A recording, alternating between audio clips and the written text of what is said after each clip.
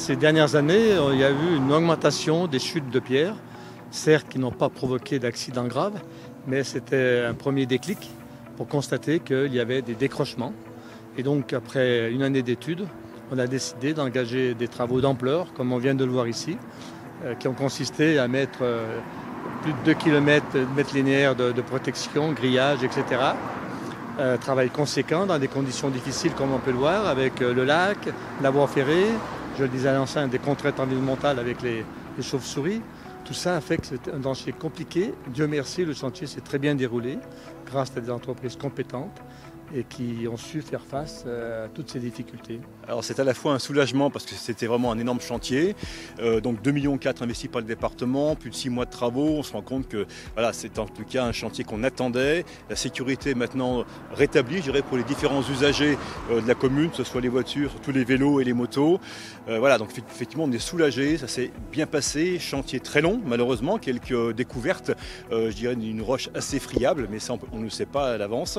Donc aujourd'hui on est soulagé, que ce soit terminé, on espère surtout que le chantier, que ces installations dureront plusieurs décennies. Un soulagement pour les restaurateurs, notamment les restaurateurs, qui seront, je l'espère, indemnisés aussi en partie par le département sur les quelques milliers d'euros qu'ils ont perdus.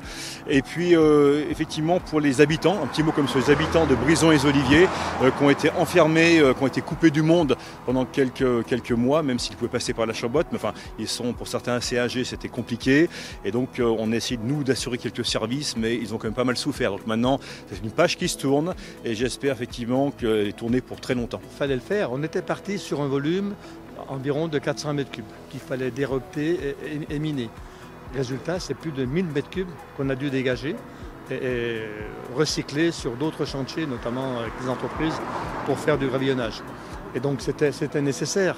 Mais comme je dis souvent, on ne sait pas lire dans un bar de café.